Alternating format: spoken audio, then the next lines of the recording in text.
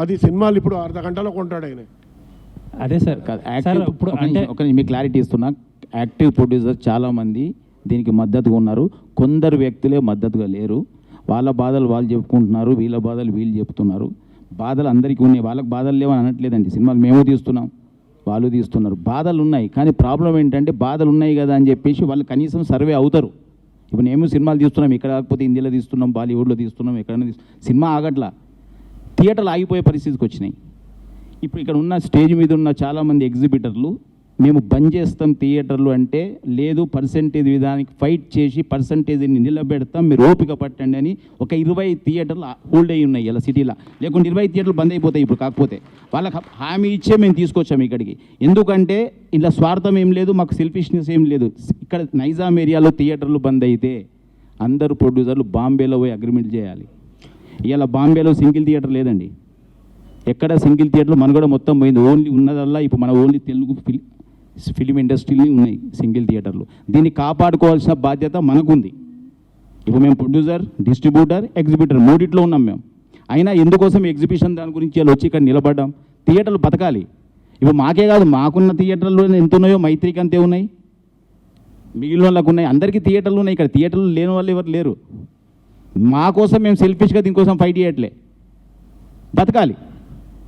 Theatre single థియేటర్లో ఇప్పుడు మీరే ఉన్నారు, మీ మీడియా మిత్రులు, సింగిల్ థియేటర్కి మీరు ఇంట్రెస్ట్ చూపిస్తారా, మల్టీప్లెక్స్కి చూపిస్తారా సినిమా చూడటానికి?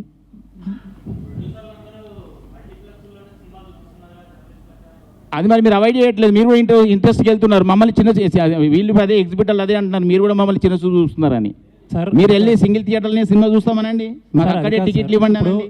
కాదు sir,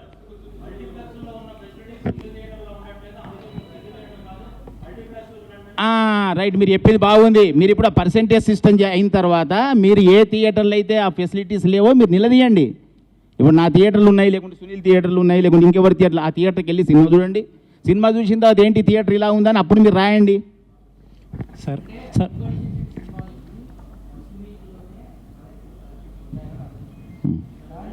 at the same time మీరు ఆ ఫస్ట్ వీక్లోనే ఆ పర్సంటేజ్ ఎక్కడ అమలు చేస్తే కనుక హై బడ్జెట్ సినిమా అంటే ఇవాళ ఎక్కడ ఉంది? తెలుగు ఉందా, ప్యాన్ ఇండియా ఉందా? మీరు నాకు ఆన్సర్ చెప్పండి. హై బడ్జెట్ మూవీ తెలుగు సినిమానా, ప్యాన్ ఇండియా సినిమానా? అది చెప్పండి నాకు ఆన్సర్. తెలుగు సినిమానే. Telugu cinema pan India cinema అయింది, అలా తెలుగు సినిమా లేదు. High budget cinema pan India. Pan India అన్నప్పుడు మరి బెంగళూరులో ఎందుకు పర్సెంటేజ్ ఇస్తున్నారు, మహారాష్ట్రలో ఎందుకు పర్సెంటేజ్ ఇస్తున్నారు, తమిళనాడు ఎందుకు పర్సెంట్ ఇస్తున్నారు? తెలుగు స్టేట్ ఏం చేసింది? మన సినిమా, మన హీరోలు, మన డైరెక్టర్లు, మన వ్యవస్థ. మనకేది? మన థియేటర్లు ఎక్కడన్నా ఈరోజు? మీరు మాట్లాడండి సార్, మీడియా మీరు మాట్లాడండి, మీరు నిలదీయండి క్వశ్చన్లకు ఆన్సర్లని. మేము కాదు మాట్లాడాల్సింది. మేము మాట్లాడితే శిరీష్ రెడ్డి బ్యాడ్, శిరీష్ రెడ్డి ఇలా మాట్లాడతాడు. ఇది కాదు, వ్యవస్థని మొత్తం టోటల్ ఇండియాలో అన్ని స్టేట్లు తిరగండి, తిరిగి ఎక్కడ ఏ వ్యవస్థ ఎలా నడుస్తుంది. మనం ఒక్కళ్ళం కాదు కదా. ప్యాన్ ఇండియా సినిమాలు చేసి ఒక పుష్ప లాంటి సినిమా ఇలా ఎంతమంది ఎంజాయ్ చేశారండి వరల్డ్లో, ఇండియాలో. మనం ఎక్కడ ఎంజాయ్ చేసాం? మనకేంటి చెప్పండి? వాళ్ళు ఎంజాయ్ చేస్తున్నారు. ఇప్పుడు అక్కడ పోయి అందరికి పర్సెంటేజ్ ఇచ్చి వస్తున్నాం కదా. మేము గేమ్ చేంజర్ చేసాం, మేము ప్యాన్ ఇండియా సినిమాలు చేస్తున్నాం, మేము ఇప్పుడు హిందీలో సల్మాన్ ఖాన్తో సినిమా చేస్తున్నాం. అంటే ఎంత పాన్ ఇండియా సినిమా అయినా తెలుగు స్టేట్స్లో వచ్చే డబ్బు వేరు, మిగతా దాంట్లో ఇప్పుడు మీరు అన్నట్టు బెంగళూరులో ఇస్తున్నారు, లేకపోతే తమిళనాడులో ఇస్తున్నారు అంటే నెంబర్ ఆఫ్ థియేటర్స్ తక్కువ అయి ఉండొచ్చు, ఇంకా అక్కడ దేర్ ఈజ్ నో ఆల్టర్నేట్ అయి ఉండొచ్చు. కానీ రావాల్సిన డబ్బే ఇక్కడ. ఒక నిమిషం, నేను ఆన్సర్. ఆల్టర్నేట్ ఎందుకయింది? మూతపడ్డాయి. బాంబేలో ఎన్ని సింగిల్ థియేటర్లు చెప్పండి? బాంబేలో ఎన్ని సింగిల్ థియేటర్లు? బాంబేలో సంవత్సరాలు అయిన సినిమాలు రోజులున్నాయి కదా, ఇక్కడ పోయినాయి ఆ థియేటర్లు లేవు కదా. ఇప్పుడు రేపు అదే హైదరాబాద్ అలే ఆగుద్ది. ఇంకొక 1 year తర్వాత మొత్తం ఏ థియేటర్ కనపడుతుంది? నేను RRR రిలీజ్ చేశాను నైజాంలో.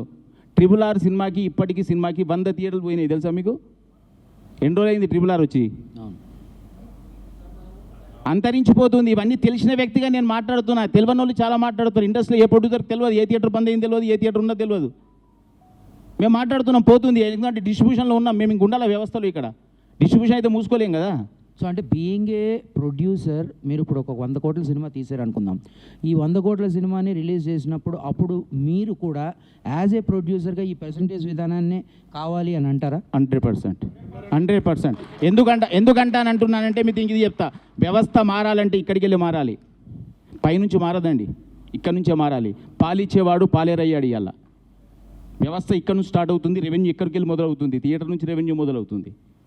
కానీ ఇలా ఓటీటీకి పోయిన తర్వాత ఓటీటీ ఇంపార్టెంట్ అయింది, థియేటర్ చిన్న చూపైంది.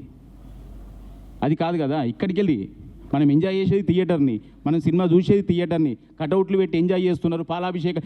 ఎందుకంటే అంతదాకా ఎందుకు రిపీట్ రన్ సినిమాలు ఫుల్స్ వస్తున్నాయి కదా, ఎందుకు వస్తున్నాయి మరి? ఓటీటీలో ఉంది కదా మూవీ, అది థియేటర్ ఎంజాయ్మెంట్ మిస్ అవుతున్నాం కదా. శిరీష్ అన్నకు ఆ కష్టం తెలుసు. పక్కన ఉన్న ఇంకొక ఆమె 300 స్క్రీన్లు ఉన్న కష్టాల్లో ఉన్న ఎగ్జిబిటర్ కి ఈ కష్టాలు తెలియకపోయినా ఇవన్నీ చెప్తున్నారని రవణ్ ఉద్దేశం. శిరీష్ యాక్చువల్లీ నిజంగా తెలుసు. ఎందుకంటే ఇప్పుడు పెద్ద పెద్ద హిట్ సినిమాలు ఎలా చేశారో అంత పెద్ద ఫ్లాప్ సినిమాలు కూడా చేశారు. సో ఆయనకి పెయిన్ తెలుసు. సో ఆయన బ్యాలెన్స్ అవుట్ చేస్తానికి ట్రై. కానీ ఆయన మరి ఎందుకు నిన్నంత అవసరం లేని నిన్న కూర్చుని మాట్లాడుతూ అయిపోయేదానికి అదంత జరిగింది. ప్లస్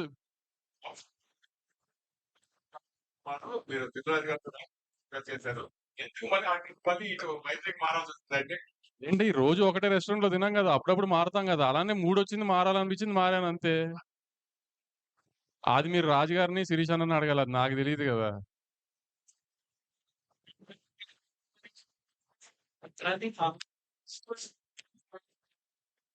సార్ డిస్ట్రిబ్యూషన్ లో ట్రాన్స్పరెన్సీ లేదని మేము ఎప్పుడు అనట్లేదు. కానీ ఇప్పుడు దాకా ఏంటంటే ఇప్పుడు ఒక సినిమా ఎన్ఆర్ఏ అమ్మేస్తున్నాం అనుకో, మన మేంచి ఒక డిస్ట్రిబ్యూటర్ మీద బర్డెన్ వెళ్తున్నప్పుడు మనకంటే తను ఎక్కువ బాధ్యతగా ఉంటాడు. సో మనం అతన్ని ట్రాన్స్పరెన్సీ అడగాల్సిన అవసరం లేదు. కానీ ఇప్పుడు పర్సంటేజ్కి వచ్చేసింది అనుకోండి, ఫర్ సపోజ్ ఇప్పుడు వాళ్ళందరూ చెప్పినట్టు యూఎస్ లో ఉంది కదా, కర్ణాటకలో ఉంది కదా, ఈ అన్నిటిలో రెంట్ ట్రాక్ ఉంది, లేకపోతే మాకు సిస్టమ్ తెలుస్తుంది రెంట్ ట్రాక్ యూఎస్ లో మీ అందరికీ తెలిసినట్టు.